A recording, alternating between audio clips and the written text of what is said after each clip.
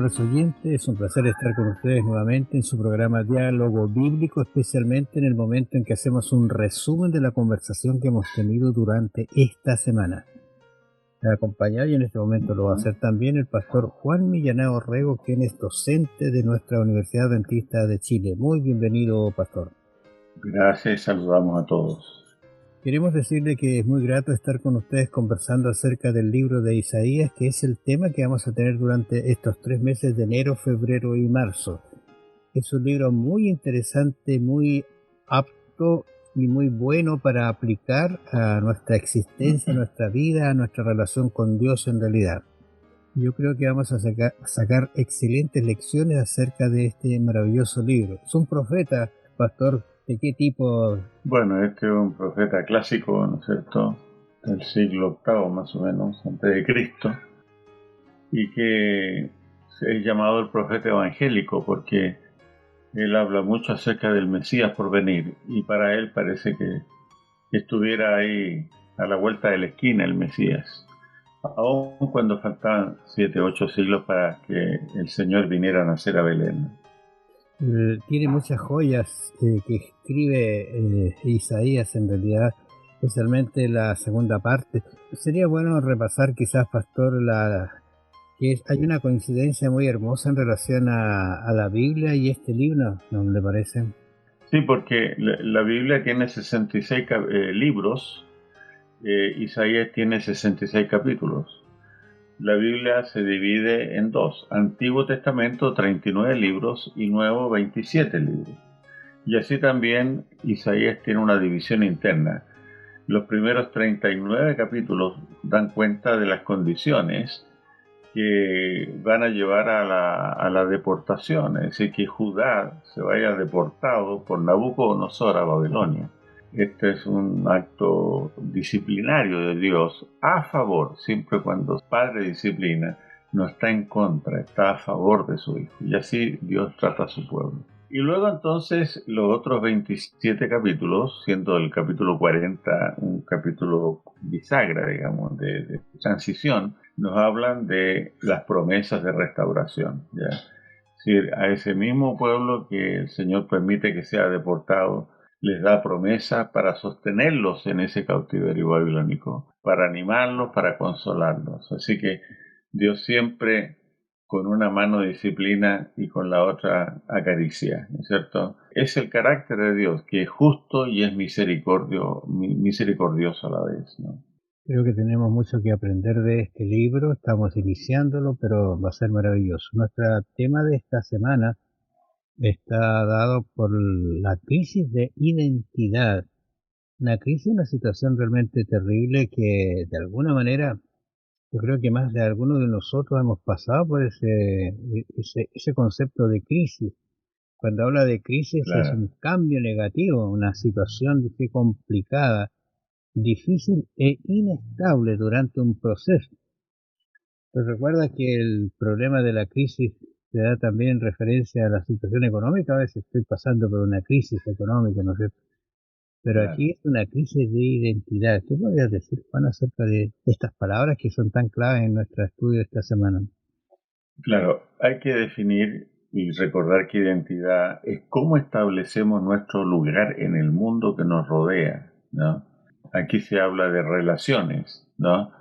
Lo que yo soy y cómo me relaciono y cómo otros me ven. Todo eso está conjugado en la expresión identidad. La identidad no es solamente algo que compete adentro del movimiento de la iglesia, sino más allá, digamos, del movimiento, más allá de los adventistas, como otros, digamos, nos perciben, ¿no es cierto? Así que, ¿quiénes somos los adventistas? Bueno, nosotros aceptamos la Biblia, única fuente de creencia. Somos un movimiento resultante de la convicción protestante de sola escritura, ¿no? Y la Biblia para nosotros es una norma de fe y práctica, es la palabra actual, ¿no es cierto? Y yo creo que, Raúl, esta crisis de identidad, lo que nos va a enseñar Isaías, es un llamado también para que en el siglo XXI nosotros tengamos apertura a examinar el desarrollo de lo que creemos. Cada miembro debe estar permanentemente examinando en qué posición está, cuál es su visión de Dios, cuán cerca estamos de la palabra.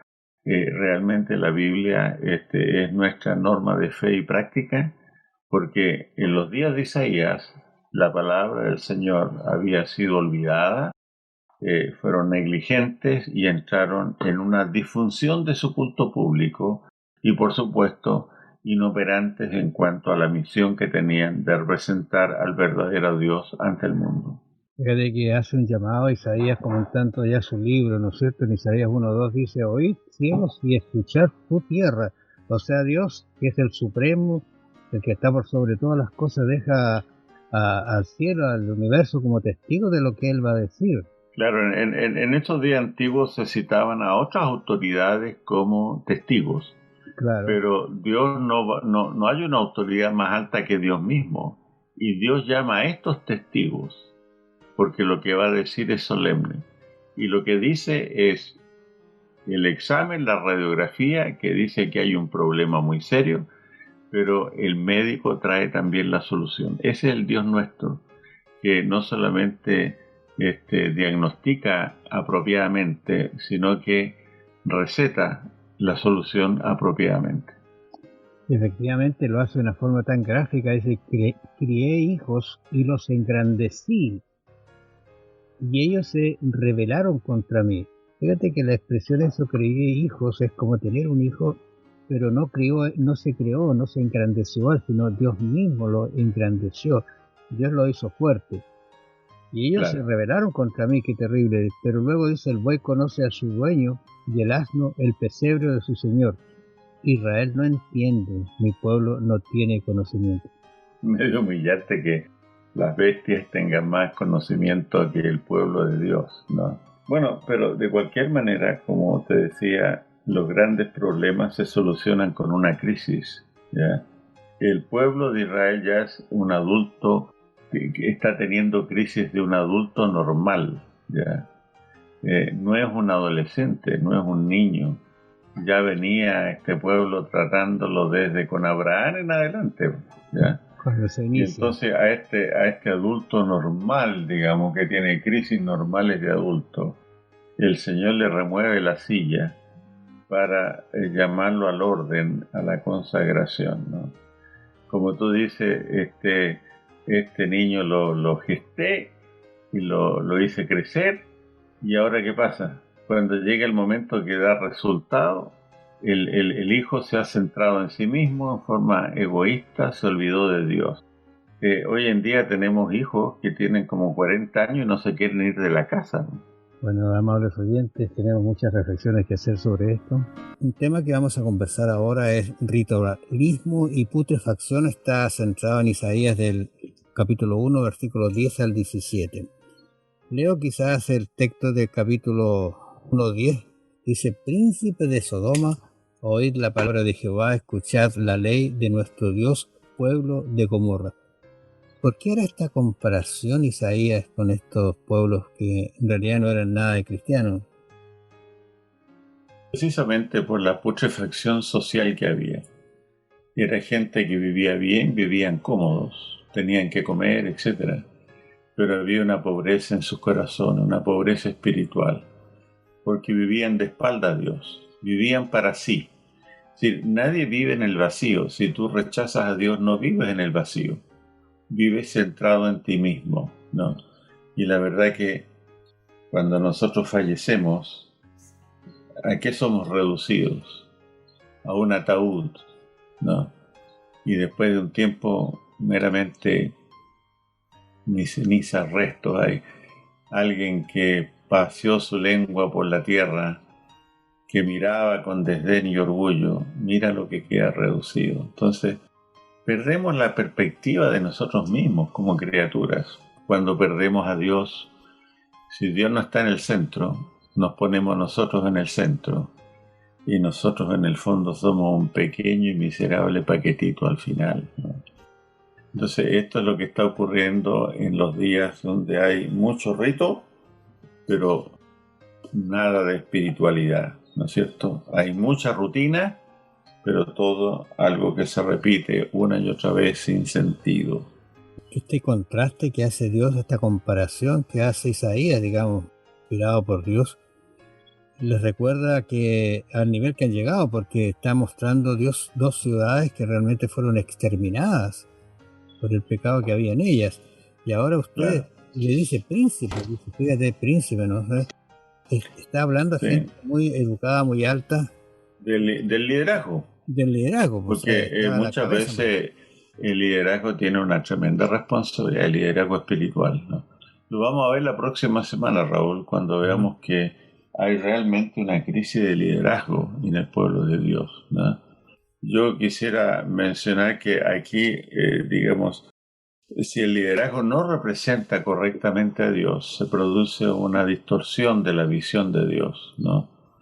Dios tiene mil maneras de hacerse conocer y se ha revelado, ha dicho y ha actuado, pero también en su gracia llama a hombres y mujeres que dedican su vida a servirlo para que sean líderes idóneos, ¿no? Santificados por él. Y si este liderazgo no cumple su función, entorpecen la obra de Dios aquí en este mundo, ¿no? Recuerda, Raúl, que una vez el Señor Jesucristo dijo ahí en Marcos 8:27, ¿quién dice la gente que soy yo? Ya, nota Ajá. que es importante la identidad. ¿Quién dice la gente que soy yo? ¿No? Bueno, el Señor sabía que los discípulos necesitaban pensar y a la vez verbalizar una respuesta que tenía que ver con la identidad del que estaban siguiendo. Ustedes me están siguiendo a mí. ¿Y quién soy yo? Esa es la cuestión, la pregunta. Primero le dice, ¿qué dice la gente que soy yo? Pero en el fondo el Señor tenía interés en que sus discípulos verbalizaran quién era Jesús para ellos, ¿no es cierto? Bueno, tú sabes que pareció, unos dicen que eres profeta, otros dicen que eres maestro, y Elías. sabemos la respuesta de Pedro, ¿no es cierto? Claro, finalmente el Señor era lo que era, el Mesías, el Salvador del mundo. Pero este pueblo en los días de Isaías estaba muy lejos de dar esta respuesta. Pero la misma pregunta se la hizo finalmente el Señor a sus discípulos. Así que es importante en el siglo XXI responder, ¿quién es Cristo para mí? ¿Quién es Cristo para usted? ¿Es una compañía de seguro? ¿Es un talismán, un amuleto? Un proveedor, como ¿Es algunos alguien dicen. a quien respetamos, seguimos y amamos? ¿Quién es Jesucristo para mí? Y fíjate que él dice, ¿para qué me sirve, dice Jehová, la multitud de vuestros sacrificios? Y estaban rodeados de excelentes sacrificios, bueyes, ovejas, qué sé yo. No les sirve de nada porque en realidad era una apariencia, un ritual que no servía de nada. Pero Dios presenta su perdona. Hay el argumento del perdón en Claro. Isaías 1:18. Quizás para mirarlo un poquito con detención, leo el versículo 18 de Isaías que dice, venid luego, dice Jehová, y estemos a cuenta, si vuestros pecados fueran como la grana, como la nieve serán emblanquecidos, si fueran rojos como el carmesí vendrán a ser como blanca lana. ¿Qué podía llegar a ser ese pueblo si era, digamos, se colocaba en el carril que Dios quería que tuvieran? Y no lo hace Dios por Claro. estorbar, por molestar, sino porque sabe que el camino que estaban llevando es un camino de perdición y Él siempre quiere llevarlos al camino de la salvación. Y es lo que hace también hoy día el Señor con nosotros. Fíjate que hay un pasaje en Filipenses 2:6, el apóstol Pablo dice, hablando de Cristo, dice, el cual siendo en forma de Dios, no estimó el ser igual a Dios como cosa que aferrarse, sino que se despojó a sí mismo, ¿ya? Es decir, el Señor se hizo nada para venir a este mundo en relación a que era el príncipe del universo, hijo de Dios, se hizo nada. Entonces la pregunta para hoy es en cuanto a esta crisis de identidad, ¿estamos dispuestos nosotros a hacernos nada para que Cristo brille y no nosotros? Porque esta gente brillaba en algún sentido, tenían comodidad, vivían en buenas casas, todo lo demás, pero no le interesaba que Dios brillara a través de ellos, sino que le interesaba simplemente ser una nación poderosa en el Medio Oriente y punto. ¿Ya? Cuando nosotros también queremos ser una iglesia poderosa, con buenos templos, buenos programas, canal de televisión, diálogo bíblico y todo lo demás, y eso es todo, entonces tenemos que reevaluar nuestra misión. Nuestra misión tiene que ver con el carácter, no con esas exterioridades, sino que la gente diga, miren cómo se aman los adventistas. Yo quiero ser de esa iglesia. Cuando eso ocurra, no hay ningún objetivo blanco que no podemos alcanzar localmente en cada iglesia, ¿no? Lo hermoso de esto es que cuando Dios ofrece el perdón, también ofrece esperanza, o sea, hay esperanza de cambio. Vamos a conversar ahora, comer o ser consumido, y vamos a leer algunos textos para ver a qué se está refiriendo esto. Isaías 1:19. Y conversábamos en la semana este concepto de sí, condicional, ¿no es cierto? Si quisierais y oyereis, comeréis el bien de la tierra. Sí, son textos que nos hablan de una bendición y una maldición. Ambas condicionales, como decías tú, ¿no es cierto? Depende de mis elecciones, ¿no es cierto? Y cuando esto evoca lo que el pacto que hizo Dios con su pueblo, allí en Deuteronomio 27 al 30, que es una oración larga de Moisés que plantea las condiciones de fracaso o éxito al futuro. Y si uno lee cuándo serán maldecidos, es bien razonable. Por ejemplo, el incesto, como dice ahí en Deuteronomio, implica una maldición. Ayer y hoy lo mismo, ¿no? Incluso es penado legalmente, ¿no es cierto? Claro. El incesto no es un asunto que sea tolerado o darle la bienvenida en nuestra sociedad. Es algo completamente anómalo. Así que las condiciones de este pacto que Dios pone son muy justas, muy equilibradas. Y aquí mismo entonces dice, bueno, vas a comer el bien de la tierra, tal como Él lo había prometido en Génesis 2:16, cuando le da permiso para que se alimente de todo lo que Dios había puesto en el Edén, ¿no es cierto? Pero también hay prohibiciones, ¿no es cierto? Que no coma del árbol del medio, Génesis Claro. 2:17. Así que está todo en equilibrio, ¿no? Lo interesante es que el tema que se trata acá, ¿no es cierto?, es un tema que se repite en toda la Biblia. Siempre hay un llamado, una Claro, advertencia. Si haces sí. esto, como decíamos, no por reprender, ni siquiera por estorbar, sino porque es lo mejor que nosotros podemos recibir de Dios, es eso. Si no quisiera, y luego dice, y fuereis rebeldes, seréis consumidos a espada, porque la boca de Jehová lo ha hablado. No es que Dios va a mandar la espada, no es que Dios va a traerles las penurias que están enunciadas aquí en este libro, sino porque nosotros no hemos hecho la vida, no hemos hecho, digamos, nuestra condición, ser fieles a Dios, y no hemos escuchado su voz. Ese es prácticamente lo que Ujú. sucede allí. La otra alusión que esta semana nos trajo tiene que ver con esa viña que Dios planta, que la llena de condiciones, tanto el suelo como a la planta, para que dé fruto. Entonces, crisis de identidad tiene que ver con no solamente lo que ocurre en tu corazón, sino con los frutos que Dios espera que tú produzcas, ¿no? Hemos sido puestos para llevar fruto, es decir, que otras personas conozcan al Señor y lo amen, ¿no? Es la misión de la iglesia.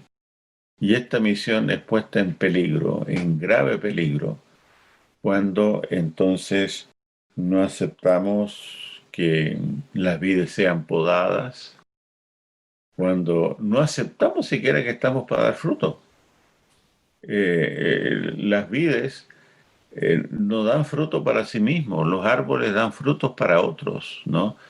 Yo estoy esperando que maduren unos damascos aquí en la casa y paso mirando los damascos y están cada día más color a damasco. Eh, y se me ocurre que el árbol también quiere terminar el proceso y ofrecerme esos damascos, porque no se los va a comer el árbol, me los voy a comer yo y mi señora. Bueno, sí, espero que mi señora me deje alguno, ¿no? Entonces, toda la naturaleza que Dios creó da. Todo está para dar, ¿ya? Y si el pueblo de Israel recibió, es para dar, ¿no? Dar testimonio del verdadero carácter de Dios.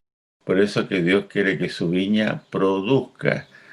Y Dios se siente triste cuando en vez de justicia hay violencia, en vez de justicia hay clamor de justicia. Y todo lo que el verso 7 del capítulo 5 de Isaías decía, ¿no? Fíjate que hay algunas palabras que son muy, muy hermosas acá, porque en esta parábola de capítulo 5, del 1 al 7, dice: ahora cantaré por mi amado el cantar de mi amado a su viña. Tenía mi amado una viña en una ladera fértil. Yo hago referencia a tres palabras. Primero, amado, esa ternura de Dios para dirigirse a un pueblo rebelde. Lo otro Ujú. es el concepto de la viña. Y el último es fértil. O sea, Dios plantó una viña no en cualquier lugar, no la dio así Sí. al azar. Dice en una ladera fértil. Estaba pensando que a lo mejor las viñas en la ladera se dan mejor que abajo, pero en una ladera fértil, interesante eso. O sea, no había de alguna Bueno, manera, como dijéramos nosotros, opciones de que se perdiera esa calidad de dar un buen fruto. bueno, mira, hay que entender de que en los días que se escribió Isaías, Israel, o sea, la tierra que ocupa Israel hoy día, Palestina, todo ese sector, era un vergel. Luego, a través de sí, erosión y problemas geográficos y todo lo demás, cambio de clima, ahora es un desierto, pero no siempre fue así. Hay algunas capillas que están allí cerca de Jericó y otros lugares que miran al valle donde Israel estaba y que en su cerámico presentan todo tipo de animales. Recuerda que había osos, leones. David luchó con esos animales depredadores grandes. Hoy en día que uno mira esa tierra y dice, ¿dónde pudo haber osos y leones en este desierto? Ujú. Ha cambiado mucho. Bueno, aquí mismo en Chile, si tú vas a Taltal, un puerto en el norte de Chile, hay un cerro ahí que colinda con el puerto, que es un peladero. Pero en los tiempos del salitre, los marinos ingleses bajaban para recoger hierbas medicinales. Era un vergel. Y uno dice, ¿cómo cambió tanto? Bueno, los hombres hemos introducido ciertos cambios malos que han afectado, ¿no es cierto?, nuestra geografía. Esa historia ya la conocemos. Entonces, por eso es que no es raro que se diga en los días de Isaías que había en viña en la ladera de los cerros. Era todo tan fértil por todos lados que nadie hoy día pondría una viña en una ladera a menos que tenga un sistema de regadío muy sofisticado y agua disponible. Bueno, a los oyentes vamos a terminar, pero quisiera decirles que Dios nos ha acercado, nos ha despedregado, como dice versículo 2, y Sí, plantado como vides escogidas. ¿Cuál será nuestra respuesta, nuestra actitud frente a eso? Escucharemos el llamado de Dios. Que el Señor los bendiga. Nos vamos a encontrar la próxima semana. Bendiciones. gracias.